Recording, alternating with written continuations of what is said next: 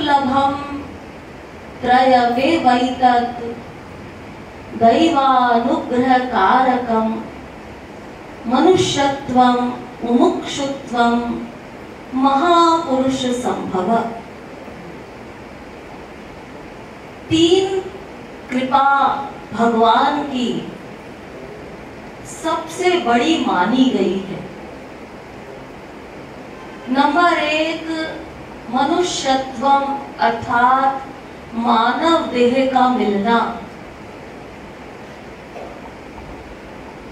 84 लाख योनियों में इस मानव देह को सर्वश्रेष्ठ देह बताया गया जो हम सबको मिला है, पहली कृपा। नंबर 2 मुमुक्षुत्वम अर्थात भगवान को पाने की, भगवान को जानने की कुछ जिज्ञासा होना, कुछ भूख होना। ये कुछ ही लोगों में भगवान को जानने की जिज्ञासा दिखाई पड़ती है। ये दूसरी कृपा, क्योंकि ये भी आप सबके भीतर है, तभी तो आप लोग यहाँ सत्संग में उपस्थित हो। और तीसरी कृपा बताई गई महापुरुष संभव अर्थात यदि कोई वास्तविक महापुरुष भी हमें मिल जाए, ऐसा कोई बनाव बन जाए इस मानव देह के मिलने के साथ ही कि कोई तत्वज्ञान समझाने वाला गुरु भी मिल जाए, तो बस इसके आगे कोई चौथी कृपा तो बताई ही नहीं। तो ये जगत गुरु शंकराचार्य जी ने बताया कि 3 कृपा, ये मानव देह जो हम लोगों को मिला है, जो कि सर्वश्रेष्ठ देह बताया जाता है, सब ग्रंथों में बताया है। तुलसीदास जी लिखते हैं, बड़े भाग मानुष तनु पावा, सुर दुर्लभ सद ग्रंथ निगावा, कबहुक करी करुणा नर देही, देत ईश बिनु हेतु सनेही। अरे कभी कभी भगवान की कृपा से मिलता। रामायण में लिखा है, प्रथम ही कहूं नाथ मति धीरा, सब ते दुर्लभ कवन शरीरा। ये बताइए सबसे दुर्लभ देह कौन सा है? उत्तर दे रहे हैं काकभूषुंडी जी महाराज, नर तनु सम नहीं कवनी हूँ देही, जीव चराचर जाचक जे। कि मानव देह के समान अन्य कोई देह नहीं। समस्त जीव जंतु याचना करते हैं कि ये मानव देह हमें मिल जाए। क्यों? आखिर ऐसी क्या खास बात है इस मानव देह में? तो तुलसीदास जी कहते हैं, नरक स्वर्ग अपवर्ग निसेनी, ज्ञान विराग भक्ति सुख देनी। अरे एकमात्र ये मानव देह ही तो ऐसा देह है कि जिस देह में हम भगवान की भक्ति कर सकते हैं। किसी और देह में ये भगवान की भक्ति करने का कोई सौभाग्य नहीं प्राप्त हो सकता। एकमात्र मानव देह ही कर्म योनि है, बाकी जितनी भी योनियां वो सबकी सब तो भोग योनियां। तो भक्ति करने के लिए ये मानव देह हमको मिला। ये बात तो समझ में आती है कि हाँ भक्ति करनी चाहिए, लेकिन ये भक्ति कैसे की जाए? जब हम हम ग्रंथों को पढ़ते हैं, गीता, भागवत, रामायण, देव इत्यादि पुराण, तमाम प्रवचनों को सुनते हैं, तमाम कथाओं को सुनते हैं, तो सब जगह अलग अलग मार्ग बताए जाते हैं। कोई कहता है अरे जप कर लो, तो कोई कहता है जी तप कर लो, तो कोई कहता है जी व्रत कर लो, कोई कहता है जी यज्ञ कर लो, कोई कहता है इतनी माला फेर लो, कोई कहता है बस इस ग्रंथ का पाठ कर लो। तो ये तमाम रास्ते बताए जाते हैं और हम कर भी रहे हैं, लेकिन फिर भी वो विशेष लाभ हमें मिल नहीं रहा। तो आखिर क्या करना चाहिए कि जिससे हमें वास्तविकता में लाभ मिले? तो समस्त शास्त्रों वेदों का सार, पंचम मूल जगत गुरुत्तम श्री कृपालु जी महाराज ने कहा कि अरे मनुष्यों, बहुत अधिक ज्ञान प्राप्त करने के चक्कर में मत पड़ो। न तो इतना अधिक ज्ञान प्राप्त कर पाओगे और न ही उन ग्रंथों को पढ़ करके अपनी साधारण बुद्धि से समझ पाओगे, क्योंकि हमारी बुद्धि इतनी नहीं है कि जितना ग्रंथों में लिखा हुआ है उसके सार को निकाल करके और फिर हम उसको प्रैक्टिकल कर लें। तो जगत गुरु तो पूरे विश्व का गुरु होता है और वही समस्त ग्रंथों का सार हमें समझा सकता है। इसलिए बहुत ही सरल शब्दों में श्री महाराज जी ने बताया कि हरि गुरु भजो नित गोविंद राधे, भाव निष्काम अनन्य बना दे। अर्थात केवल ये चार ज्ञान प्राप्त कर लो। यदि ये चार बातें समझ में आ जाए तो हमारा काम बन सकता है। क्या बताया? नंबर 1, हरि गुरु की भक्ति। नंबर 2, नित्य अर्थात निरंतर। नंबर 3, निष्काम भक्ति। और नंबर 4, अनन्य भक्ति।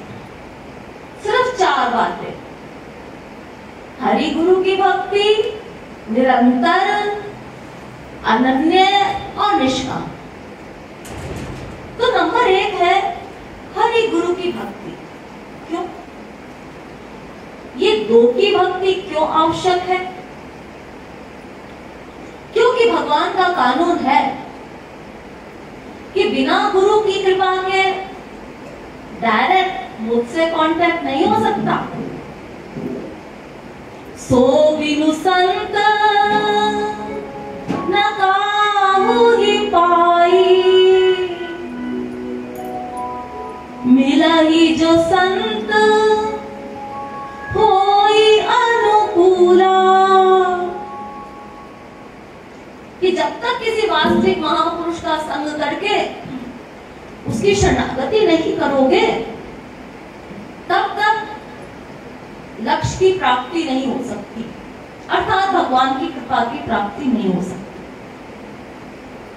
नारद भक्ति दर्शन में नारद जी ने सूत्र लिखा, तस्मिंस्तज्जने भेदा भावात्, अर्थात भगवान और गुरु में कोई भेद नहीं होता।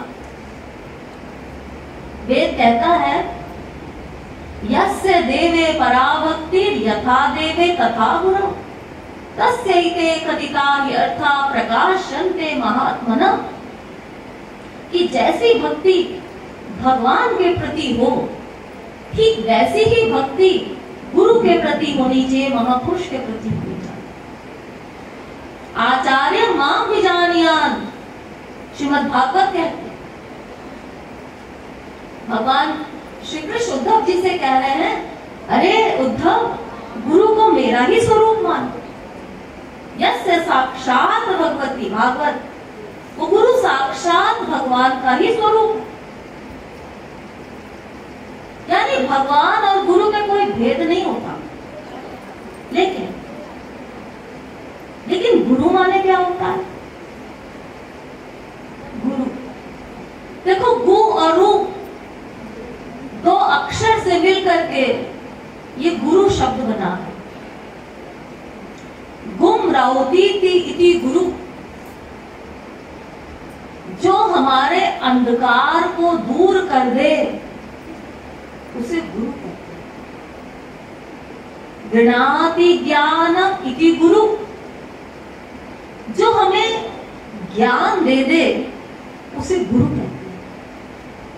गिरति अज्ञानम इति गुरु, जो हमारे माया रूपी अंधकार को, हमारे उस अज्ञानता को दूर कर दे उसे गुरु कहते हैं। वेद कहता है तद विज्ञानार्थम स गुरुमेवाभिगच्छेत् समित्पाणि श्रोत्रियम ब्रह्मनिष्ठम, कि जिसको समस्त शास्त्रों वेदों का ज्ञान हो, प्लस जो भगवान की प्राप्ति कर चुका हो, ऐसे महापुरुष का संग करने से, ऐसे गुरु की भक्ति करने से हमारा काम बनेगा। केवल कान फुकवाने से, गुरु मंत्र लेने से काम नहीं बनेगा। गुरु करो उसे जिसे मिले शाम शामा, कान फुकवाने देना बने कछु कामा। ये केवल संस्कृत में मंत्र लेने से, ओम रामाय नमः, कृष्णाय नमः, ओम नमो भगवते वासुदेवाय इत्यादि, ये भगवान के यहाँ पर देखो भाषा का रोग नहीं चलता कि हम केवल संस्कृत में ही भगवान का नाम लेंगे तो भगवान मिलेंगे। अरे भगवान क्या नोट करते हैं? भाव ग्राह्य मरिडाक्यम भावा भाव करम शिवम। भगवान तो हमारे भावों को नोट करते हैं। ये ब्रज की गोपियां कहां पहुंच गई? जिनकी चरण धूली ब्रह्मा शंकर पाना चाहते हैं। कौन सा ज्ञान प्राप्त किया था? वे पढ़ी लिखी अंगूठा छाप, लेकिन उनका भाव कितना ऊंचा था। तो भगवान तो भाव से मिलते हैं, प्रेम से मिलते हैं। ये केवल इस प्रकार से बंधन से बंधने से हम सोच रहे हैं कि वैकुंठ का द्वार हमारे लिए खुला मिल जाएगा। इम्पॉसिबल। जगत गुरु शंकराचार्य जी के पास एक बड़े विद्वान पहुंचे और कहते हैं मुझे अपना शिष्य बना लो। तो जगत गुरु शंकराचार्य जी ने कहा अधिकारी बनकर आओ। तो वो विद्वान थे, कहते हैं अरे चाहे तो मुझसे शास्त्रार्थ कर लो। तो शंकराचार्य जी ने कहा अरे अधिकारी तो अंदर की बात होती है, ये विद्वत्ता तो थियरी का विषय है। ये भगवान के यहाँ थियरी से क्या मतलब है? जिसका मन संसार से विरक्त हो और जिसको भगवान को पाने की भूख हो, जिज्ञासा हो, वो इस भगवत मार्ग पर आगे चले। कामी नारी प्यारी जिमी और लोभी लागी जिमीदाम। जिस प्रकार से कामिनी स्त्री को कामी पुरुष से प्यार होता है, जिस प्रकार से एक लोभी व्यक्ति को पैसे की भूख होती है, ठीक ऐसी ही भूख तो भगवान के लिए होनी चाहिए, तब तो हम अधिकारी बनेंगे। तो वास्तविक महापुरुष का करना चाहिए। जब संग करने से वो अधिकारी हमें बना दे तब हमारा काम बनेगा। तो हरि गुरु की भक्ति हमारे यहाँ शास्त्रों में बताई गई कि नंबर 1, हरि और गुरु दोनों को समान मान करके भक्ति करो, लेकिन गुरु वो होना चाहिए जो भगवत प्राप्ति कर चुका हो और जिसको समस्त शास्त्रों वेदों का ज्ञान है। नंबर 2, वो भक्ति किसको करना है? आगे प्रश्न आता है, भक्ति किसको करना है? जी, भक्ति मन को करना है, इंद्रियों को नहीं। हम आंख से मंदिर गए, हमने मूर्ति के दर्शन किए, चारों धाम की यात्रा करी, बद्रिकाश्रम हुआ है, रामेश्वरम हुआ है, पुरी भी हुआ है, सब जगह आए, लेकिन ये मन कहाँ है? मन में तो हम संसार को बिठा के रखे, यानी सब जगह हम घूम रहे हैं, जगह जगह भगवान के दर्शन कर रहे हैं और मन में माँ बाप, भाई बहन, स्त्री पति, बेटा बेटी, ये सब कुछ अंदर भरा हुआ है। मुंह से बोलते जा रहे हैं, त्वमेव माता च पिता त्वमेव। क्या मतलब है इसका? तुम ही मेरी माँ हो, तुम ही मेरे पिता हो, यही तो है, सिंपल सा अर्थ है। भगवान बड़े हंसते हैं, कहते हैं वाह मनुष्य, मैं सर्वा अंतर्यामी हूँ और धोखा देने के लिए मैं ही मिला। अरे संसार में तो निरंतर एक्टिंग करते रहते हो कि कोई घर में आया तो क्या एक्टिंग है, आइए आइए बैठिए, अरे जरा इनके लिए चाय बनाओ, कॉफी बनाओ, नाश्ता लाओ। अब जब वो चला जाता है पता नहीं कहां से आ जाते हैं। तो एक्टिंग करते हैं संसार में, जरूरी, क्योंकि कहीं ना कहीं स्वार्थ रहता है तो निभाना पड़ता है। लेकिन संसार में जैसा चल रहा है यही हिसाब किताब हम लोग भगवान के दरबार में भी कर रहे हैं कि मुंह से बोल रहे हैं त्वमेव माता च पिता त्वमेव, और मन से तो हम ये नहीं मानते, मन से तो हम किसी और को माँ बाप मानते। गौराम महाप्रभु जी कहते हैं, देखो इस प्रकार की गड़बड़ी भगवान क्या नहीं चलेगी। अगर वास्तव में भगवान का लाभ लेना चाहते हो तो जरा इस मन की क्रिया पर ध्यान दो। बहु जन्म करे यदि श्रवण कीर्तन, तबु न पाए कृष्ण पदे प्रेम धन। अरे अनंत जन्मों तक भी हम राम राम श्याम श्याम राधे राधे करते रहे और ये मन संसार में बंधा हुआ है तो उसका कोई फल नहीं मिलेगा। जब तक इस मन को हम लोग ठीक नहीं करेंगे, सारी गड़बड़ी हम लोगों की यहीं पर अटकी हुई है कि हम लोग कर्म पर तो ध्यान देते हैं लेकिन मन पर ध्यान नहीं देते। गीता में भगवान श्री कृष्ण ने अर्जुन से क्या कहा? यही तो कहा, तस्मात् सर्वेषु कालेषु मामनुस्मर युध्य च। अर्जुन अपने मन को मुझ में लगा दे और युद्ध कर। अर्जुन ने क्या किया? लाखों करोड़ों का मर्डर किया, सबने देखा, अपने भाइयों को मारा, अपने दादा गुरु लोग को मारा, द्रोणाचार्य जी इत्यादि ब्राह्मण थे उनको भी मारा। और भगवान ने क्या लिखा? अर्जुन ने किसी को नहीं मारा, अर्जुन ने कुछ नहीं किया, मैंने किया। अरे हम सबने अपनी आंखों से देखा कि अर्जुन ने सबको मारा। भगवान कहते नहीं, अर्जुन का मन तो मुझ में अटैच था, अर्जुन ने तो इंद्रियों से वर्क किया और इंद्रियों का वर्क भगवान के अनोट नहीं हो।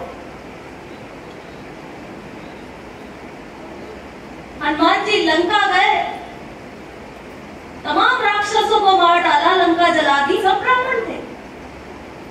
और हनुमान जी कहते मैंने तो कुछ मैं तो सर्वत्र सीताराम को देखता हूं। अपना सीना फाड़ के दिखा दिया, देखो मेरे तो अंदर भी सीताराम है।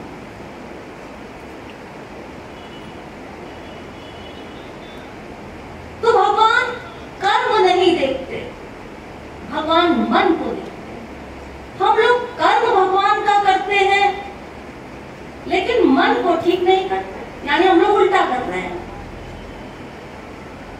इसलिए मन पर विशेष रूप से ध्यान देना चाहिए कि भक्ति किसको करना है, मन को। मन का ही कर्म कर्म गोविंद राधे, तन से किया कर्म कछु फल ना दे। एक कहानी है पुराणों में कि दो भाई थे, एक का नाम था व्रत और एक का नाम था सुव्रत। जन्माष्टमी का त्योहार था तो दोनों भाइयों ने प्लानिंग की कि चलो प्रयागराज चलते हैं, वहां श्री कृष्ण मंदिर में श्री कृष्ण जन्माष्टमी का पर्व मनाएंगे। तो अपना चल दिए पैदल। रात में तूफान आ गया अचानक से, बिजली कड़कने लगी, बरसात होने लगी। तो एक भाई ने दूसरे भाई से कहा कि थोड़ी देर रुकते हैं कहीं पर, जब तूफान शांत होगा तो फिर मंदिर की ओर चलेंगे। थोड़ी दूर पे देखा इधर उधर तो एक घर दिखाई पड़ गया। अंदर घुसे तो पता लगा कि वो घर तो किसी वैश्या का था। तो एक भाई ने कहा मैं तो इस घर में 1 मिनट नहीं रुकूंगा। दूसरे ने कहा थोड़ी देर रुकते हैं फिर चलते हैं, अब इतना तूफान आ रहा है, हम कोई और आश्रय तो है नहीं। उसने कहा तुम्हें रुकना है तो तुम रुको, मैं तो जा रहा हूं। एक भाई उस घर में रुक गया और एक भाई मंदिर की ओर चल पड़ा तूफान में। वो चलता जा रहा है और किसी प्रकार पहुंच गया मंदिर में। वहां मंदिर में जन्माष्टमी का त्योहार, बड़ी सुंदर झांकियां सजी हुई थी ठाकुर जी की, बड़ा सुंदर श्रृंगार था। लोग बधाई गीत गा रहे थे, नाच रहे थे, परिक्रमा कर रहे थे, अभिषेक हो रहा था, बड़े उल्लास से वहां का माहौल था। ठाकुर जी के दर्शन उस भाई ने किए, सामने मूर्ति के सामने खड़ा है, दर्शन कर रहा। अचानक उसके संस्कार पलटे और मन पहुंच गया उस वैश्या के घर कि अरे मेरा भाई तो वहां है और वहां ऐसा होता होगा, वो होता होगा। और जो भाई उस वैश्या के घर में रुका था उसका निरंतर चिंतन मंदिर का हो रहा था कि अरे मेरा भाई तो मंदिर पहुंच गया होगा, वहां बड़े सुंदर ठाकुर जी के दर्शन हो रहे होंगे, बड़ी सुंदर सुंदर झांकियां सजी होगी, लोग कीर्तन कर रहे होंगे, ये हो रहा होगा, वो हो रहा होगा। यानी वो था तो वैश्या के घर में, बट उसका मन वहां था और वो मंदिर में था और उसका मन यहाँ। अब वो भाई उधर से भगवान के दर्शन करके आया, इधर से ये भाई भी निकला बाहर, मंदिर की ओर चला। थोड़ी दूर पर आमने सामने पहुंचे, उसी क्षण बीच में बिजली गिरी और दोनों मर गए। जो भाई पूरी रात वैश्या के घर में रहा, उस भाई को लेने के लिए विष्णु दूत आए, और जो पूरी रात मंदिर में रहा, उस भाई को लेने के लिए यमदूत आया। उसने कहा अरे लगता है आप लोगों से कुछ गलती हो गई है, अरे मेरा भाई मंदिर में था, आपको उनको लेने जाना चाहिए था। तो वो विष्णुदूत कहते हैं नहीं, हमसे गलती नहीं होती, हमसे गलती नहीं होती। क्यों? कि यद्यपि तुम्हारा भाई मंदिर में तो था लेकिन उसका मन यहाँ था, और तुम यहाँ थे, तुम्हारा मन वहां था। तो मन का फल मिलता है, ये मन जहां होगा बस उसी की प्राप्ति हमें हो जाए। हमारे यहाँ तो जड़ भरत का आख्यान, इसका उदाहरण। जड़ भरत कितने बड़े ज्ञानी थे, लेकिन एक हिरण के बच्चे से प्यार हो गया। मरते समय उनको याद आ गई और अपने शिष्यों से कहते हैं जरा उस बच्चे को ले आओ, मैंने उसको पाला है, पोसा है, और उसके ऊपर हाथ फेर रहे थे, समझा रहे थे तुम लोग ध्यान रखना इसका जरा, मैंने बहुत अच्छे से पाल पोस करके इसको बड़ा किया है। और ये बोलते बोलते मर गए और जड़ भरत को हिरण बनना पड़ा, हिरण। उसके बाद फिर उनको मानव देह मिला, फिर उन्होंने भगवान की भक्ति की और तब उनको लक्ष्य की प्राप्ति। सोचिए, जब बड़े बड़े ज्ञानियों का ये हाल है तो हम साधारण जीवों की क्या हैसियत है।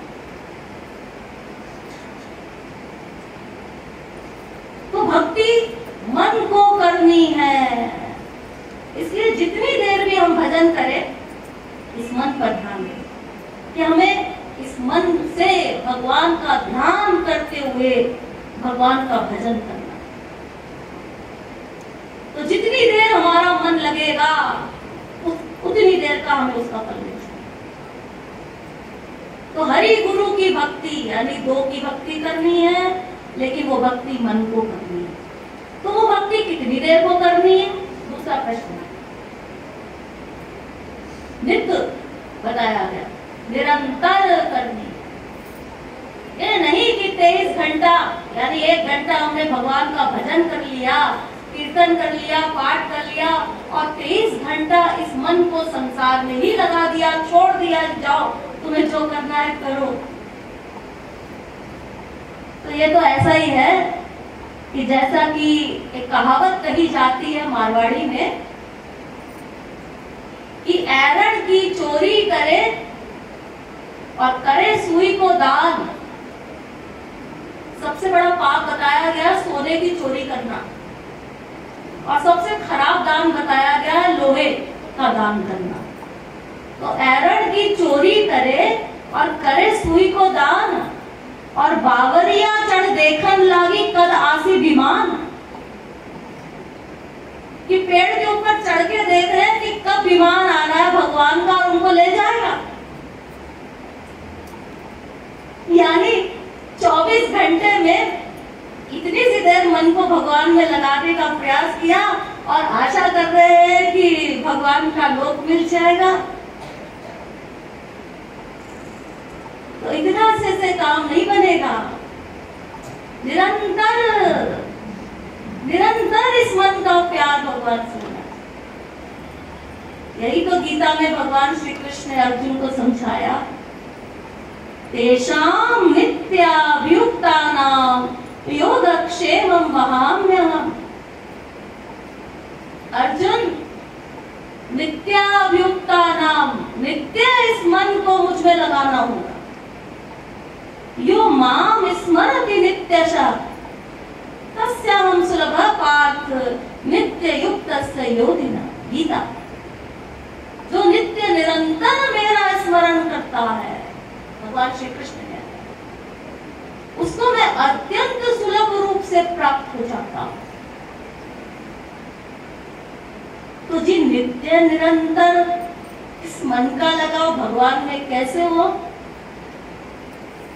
संसार में तो नित्य निरंतर मन का लगाव हो जाता है और भगवान में नहीं होता हमारा ये मन का लगाव नित्य निरंतर। तो ये निरंतर मन भगवान में क्यों नहीं होता और संसार में क्यों होता है? क्योंकि जाते कछु निज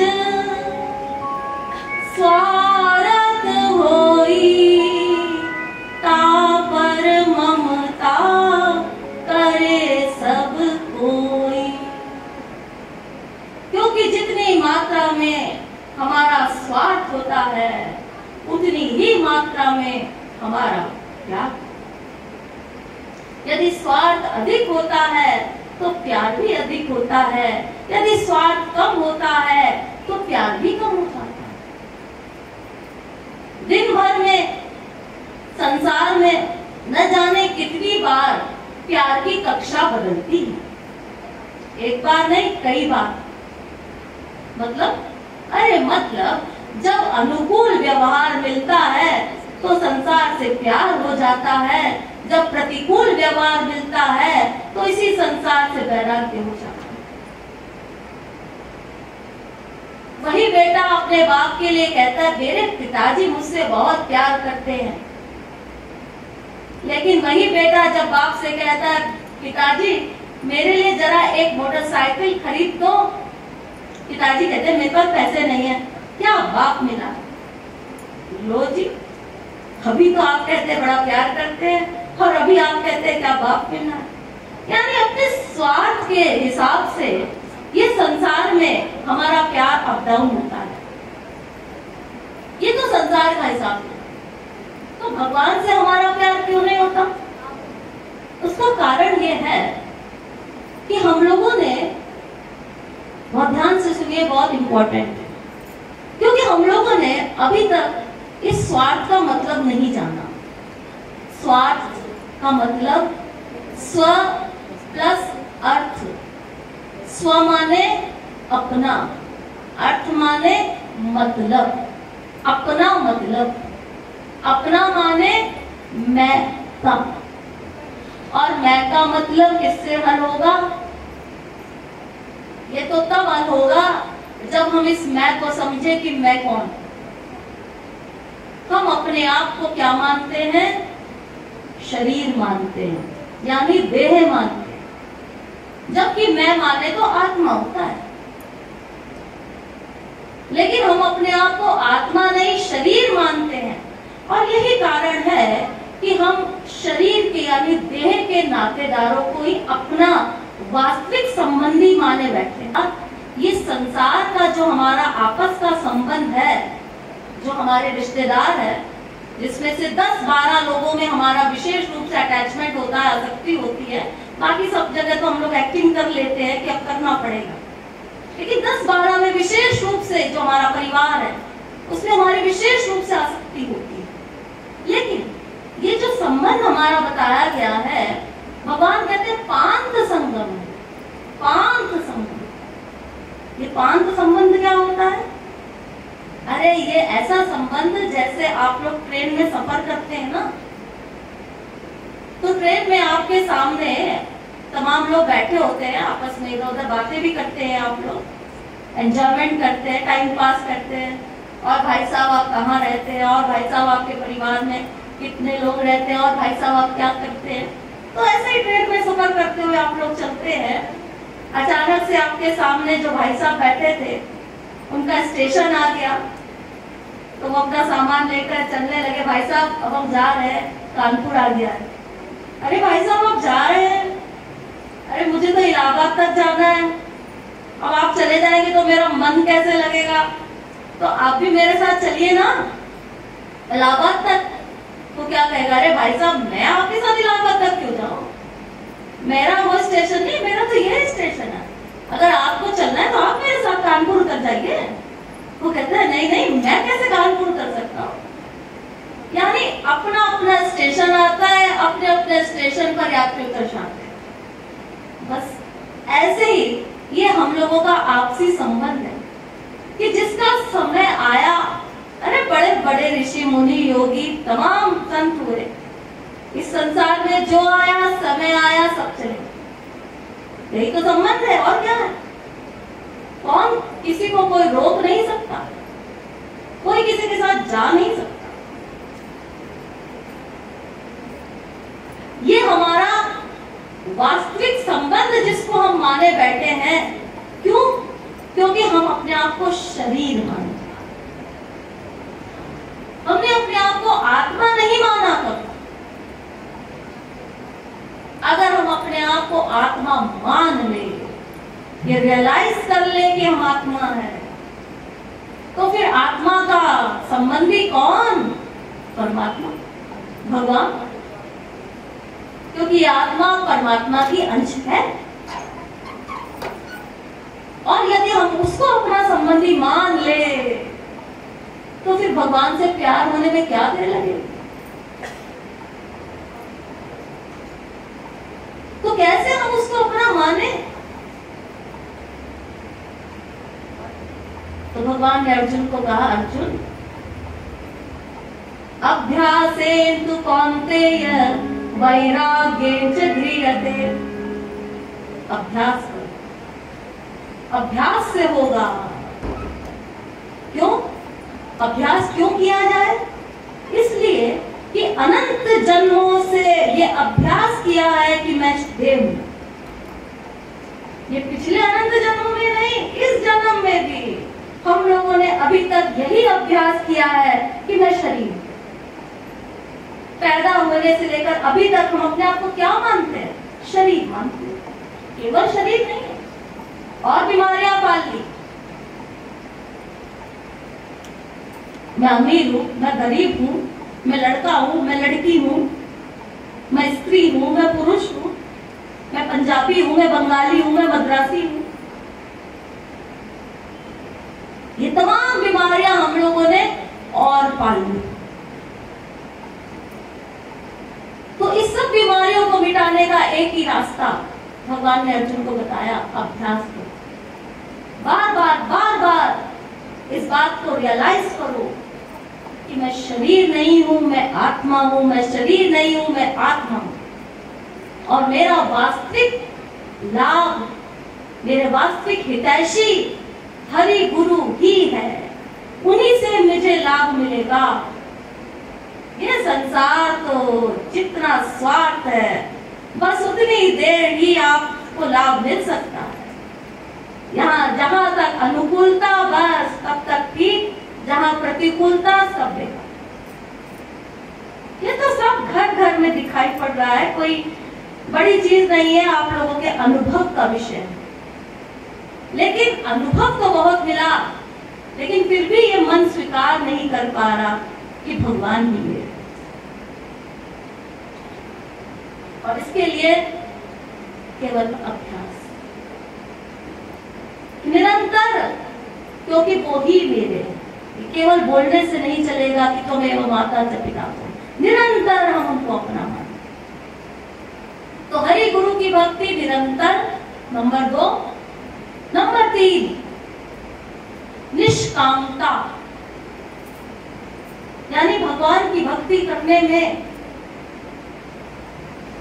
हमें भगवान से कुछ मांगना नहीं चाहिए।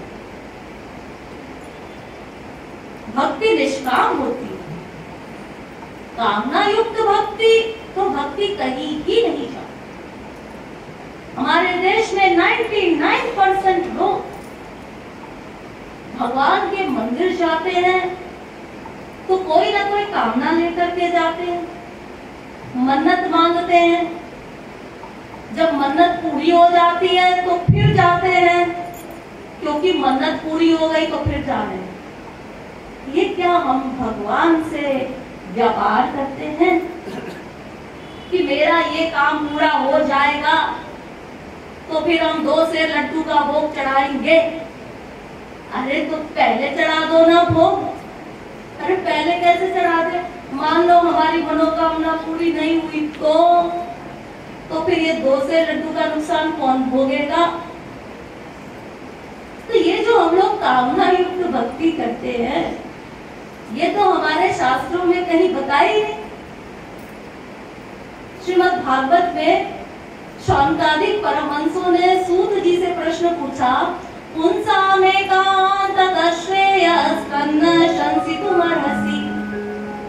कि बताइए इस कलयुग में मनुष्य को क्या करना चाहिए कि जिससे उसका कल्याण हो जाए?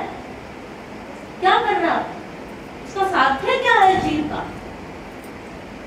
तो उत्तर दे रहे सूत जी महाराज, स वै पुंसां परो धर्मो यतो भक्तिरधोक्षजे आहैतुक्य व्यवहिता या भक्ति पुरुषोत्तम।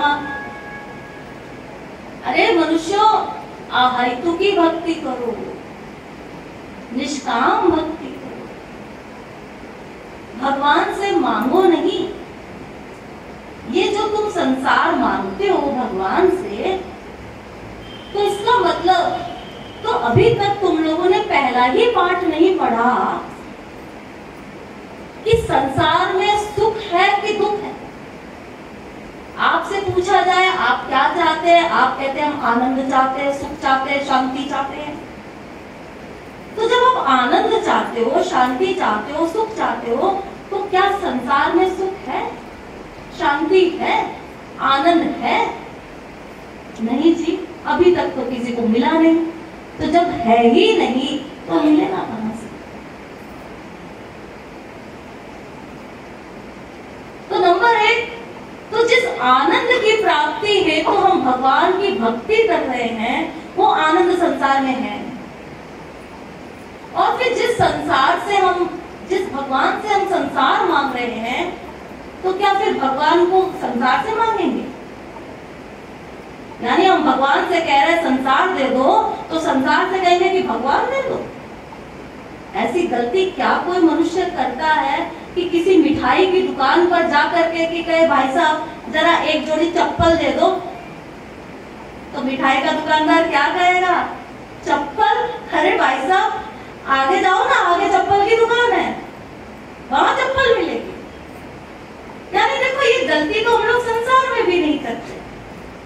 और भगवान क्या मांग रहे हैं? उल्टा संसार मांग रहे हैं।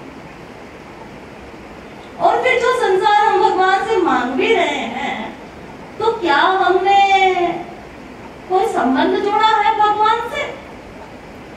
अरे आप रास्ते में बाहर खड़े हो जाइए, तमाम गाड़ियां चल रही है, किसी गाड़ी वाले को रोक दीजिए और कह दीजिए भाई साहब जरा मुझे लखनऊ छोड़ दीजिए, तो वो गाड़ी वाला कहेगा बेवकूफ है क्या?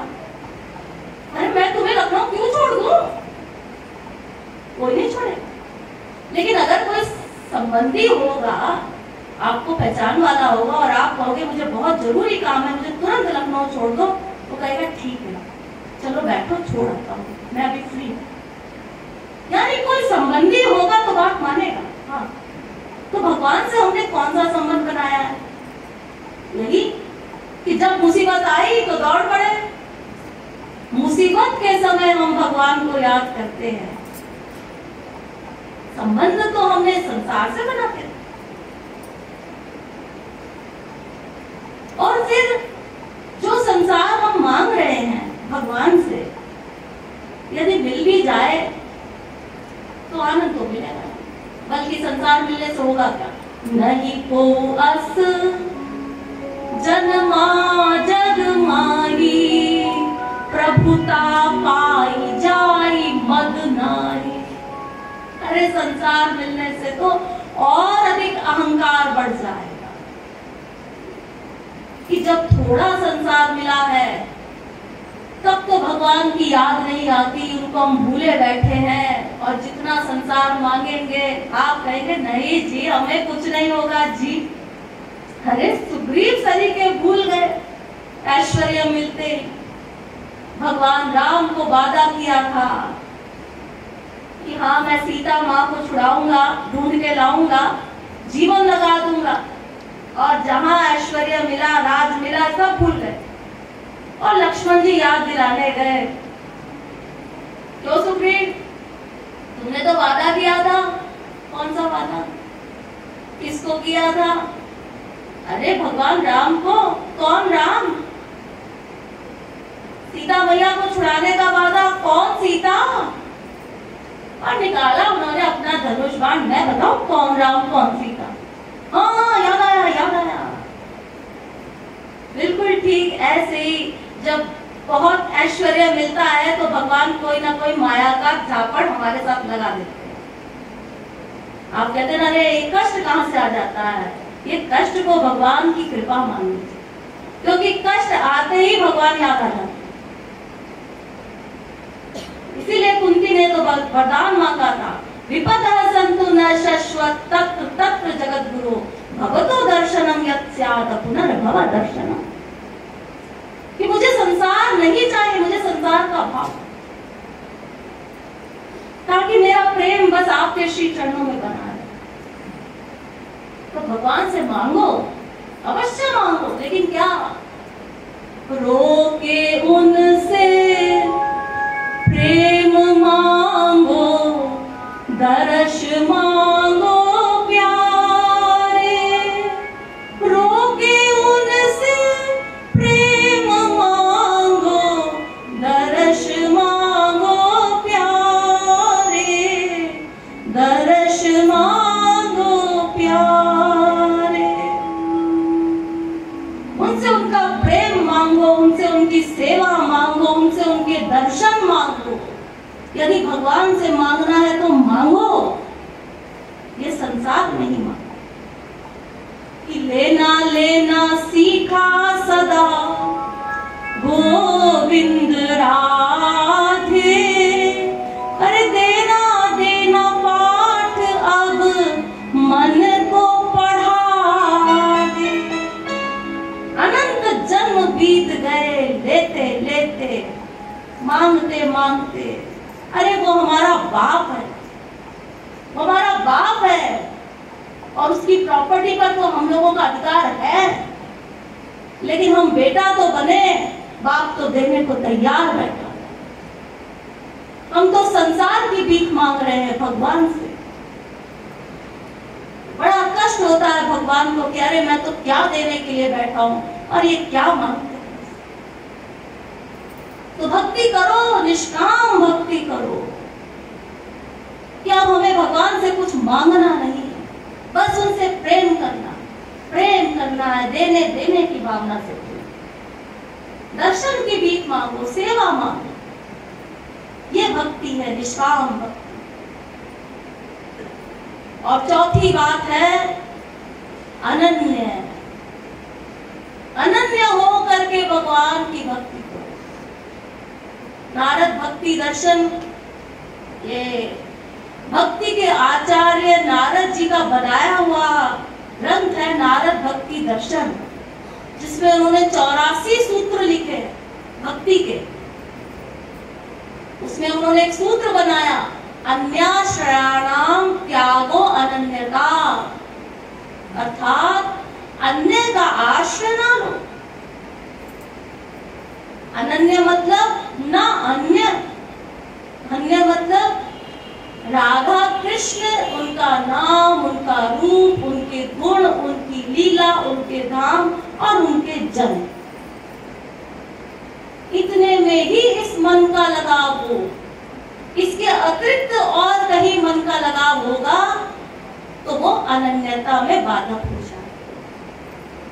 अन्य में आ जाते हैं 3 पर्सनैलिटी, एक सात्विक, एक राजस और एक तामस।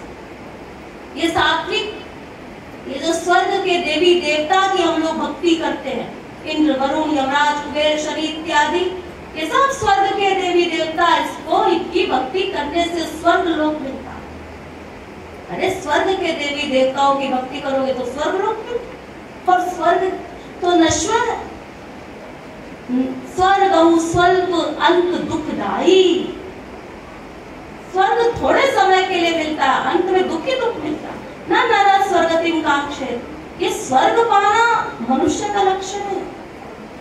अनंत बार हम लोग स्वर्ग सम्राट इंद्र बन चुके। तो ये सात्विक देवी देवताओं में यानी सबको नमन करो, सम्मान करो, किसी के प्रति दुर्भावना न करो, किसी का अपमान न करो, लेकिन मन को एक जगह लगाओ। यथा तरोर्मूल निषेचनेन तृप्यन्ति तत्स्कन्धभुजोपशाखा। हमारे शास्त्र कहते हैं कि देखो, जैसे पेड़ की जड़ में पानी डालो तो पेड़ के पत्ते में, फल में, फूल में, तने में, सब जगह पानी अपने आप पहुंच जाता है। अगर आपने पेड़ की जड़ में पानी नहीं डाला और पत्ते में अलग पानी डाला, फल में अलग डाला, फूल में अलग डाला, तब भी वो पेड़ सूख जाएगा, क्योंकि जड़ में नहीं डाला। और जड़ में डालोगे तो पेड़ सदा हरा भरा रहेगा। ऐसे ही समस्त देवी देवताओं के मूल अधिष्ठान, यानी जितने भी देवी देवता हैं, वो सब राधा कृष्ण के ही अंश मात्र है। इसलिए राधा कृष्ण की भक्ति करने से बाकी सबकी भक्ति अपने आप हो जाती। लेकिन अपना अपना इंटरेस्ट है, अपनी अपनी रुचि। लेकिन रुचि का मतलब कि जिसकी भक्ति करोगे उसका फल मिलेगा। गीता में भगवान श्री कृष्ण ने कहा, यान्ति देवव्रतान् देवान् पितॄन् यान्ति पितृव्रताः भूतानि यान्ति भूतेज्य यान्ति मद्याजिनोऽपि माम्। यदि स्वर्ग के देवी देवताओं की भक्ति करोगे तो स्वर्ग मिलेगा, सात्विक मनुष्यों की भक्ति करोगे तो सात्विक लोग, राजस मनुष्य की भक्ति राजस लोग, तामस मनुष्य की भक्ति तो नरक मिलेगा। और इन सब को छोड़ करके दो पर्सनैलिटी बचती है हमारे पास। वो क्या? दो पर्सनैलिटी शुद्ध, एक भगवान और एक वो गुरु जो भगवत प्राप्ति कर चुके। यदि उसमें मन लगाएंगे तो फिर हमें भगवान की प्राप्ति होगी, यानी भगवान का लोक मिलेगा। तो ये मन एक कपड़ा है जो गंदा है और इस कपड़े को हमें साफ करना है। हम इस मन से भगवान का भजन करते हैं, इस मन में भगवान को बिठाते हैं, भगवान हमारे इस कपड़े को साफ करते हैं। लेकिन फिर उसी मन में हम संसार के सात्विक राजस तामस पर्सनैलिटी को फिर एंट्री करवा देते हैं और वो हमारे अंतःकरण को गंदा कर देते हैं। और फिर हम भगवान की भक्ति करते हैं, भगवान इसको साफ करते हैं और फिर संसार को बिठा लेते हैं, वो फिर गंदा हो जाता है। और यही कारण है कि अनंत जन्मों से हमारा हिसाब किताब बैठ नहीं रहा। यानी भक्ति तो हमने बहुत की, लेकिन ऐसे ही अरे जैसे गंदा कपड़ा को हमने साबुन लगा के धोया और उसके बाद फिर उसको कीचड़ में डाल दिया, गंदा हो गया, फिर साबुन लगा के धोया और फिर कीचड़ में डाल दिया, तो वो कपड़ा तो साफ क्या अभी तो फट ही जाएगा। इस प्रकार से बस ऐसे ही इस मन में केवल मन से हरि गुरु का ही चिंतन करना है। इस मन का प्यार भगवान से होना चाहिए। अब आप कहेंगे लेकिन हम लोग तो गृहस्थी है, हमारी गृहस्थी का काम कैसे होगा? अरे बिल्कुल होगा। क्यों? आपको संसार में अपना कर्तव्य करना, अपनी ड्यूटी करनी है। बाल बच्चों का पालन पोषण करना है, करिए। सास ससुर की सेवा करना है, करना पड़ेगा। माँ बाप की सेवा करना है, करना चाहिए। और जो भी कार्य है इस शरीर के पालन पोषण के लिए वो करना पड़ेगा। कैसे? जिस प्रकार से एक नर्स हॉस्पिटल में जाकर के मरीजों की सेवा करती है, लेकिन उसका मन का लगाव जो घर में बेटा बीमार है वहां रहता है। हॉस्पिटल में तो वो ड्यूटी करती है, लेकिन मन कहाँ है? जिस प्रकार से एक बैंक का कैशियर दिन भर में लाखों करोड़ों रुपए का लेन देन करता है, लेकिन उस पैसे से उसको कोई अटैचमेंट नहीं है, वो ड्यूटी करता है। लेकिन यदि घर पहुंचते हुए रास्ते में उसका एक 500 का नोट गिर जाए तो उसके मन में हलचल हो जाती है, अरे एक 500 का नोट गिर गया। यानी वहां अटैचमेंट था, वहां अटैचमेंट है, वहां ड्यूटी कर रहा। बस जब इतनी जगह पर हम ड्यूटी कर रहे हैं, ऐसे ही बाकी जगह भी हमें कर्तव्य करना पड़ेगा, करना चाहिए और सही सही कर्तव्य का पालन करना चाहिए। आज के इस युग में तो मनुष्य कर्तव्य का पालन भी नहीं कर रहा है कि चलो गृहस्थ में ही बड़े प्रेम से व्यवहार निभा रहा हो, न वो कर पा रहा है और न मनुष्य भगवान की भक्ति कर रहा है। तो ऐसा नहीं, दोनों को साथ में निभाना पड़ेगा। यानी मन से हरि गुरु का चिंतन करो, उनसे प्यार करो और शरीर से, इंद्रियों से ये संसार की जो ड्यूटी है, जितनी भी आवश्यक है उतनी हम ड्यूटी। तो ये 4 बातें जो आप लोगों को बताई गई है, इन बातों को, क्योंकि पूरा प्रवचन तो हो सकता है आप लोगों को याद नहीं रहेगा, भूल जाएंगे, लेकिन ये जो 4 बातें हैं उन पॉइंट्स को आप लोग नोट कर लीजिए। नंबर 1 हरि गुरु की भक्ति, नंबर 2 निरंतर करना है मन का चिंतन, नंबर 3 निष्काम भाव से करना है, यानी भगवान से हमें कुछ मांगना नहीं है, और नंबर 3 है अनन्य होकर के करना है। मोरे सबही एक तुम स्वामी, दीन बंधु उर अंतर जामी। आपको इस अनन्यता के ऊपर एक प्रसंग मुझे याद आ गया। अभी रामायण का प्रसंग है, जब भगवान राम को 14 वर्ष का वनवास हुआ तो भगवान राम से लक्ष्मण जी ने कहा कि मैं भी आपके साथ वन में चलूंगा। तो भगवान राम ने कहा ठीक है, जाओ, अपनी माँ सुमित्रा जी से आज्ञा लेकर के आओ। लक्ष्मण जी गए अपनी माँ सुमित्रा जी के पास और कहा कि मैं भगवान राम की सेवा में जंगल में जा रहा हूँ, आपसे आज्ञा लेने के लिए। तो माँ सुमित्रा ने कहा, आज्ञा लेने की? तुमको मुझसे क्या आवश्यकता है? अरे जो मैं तो तुम्हारी इस जन्म में माँ हूँ, पता नहीं मैं पिछले जन्म में तुम्हारी माँ थी कि नहीं, अगले जन्म में कौन तुम्हारी माँ होगी। जो अनंत जन्मों से तुम्हारे माँ और पिता है, तो उनकी सेवा में जब जा रहे हो तो मुझसे आज्ञा लेने की तुम्हें कोई आवश्यकता नहीं, जाओ।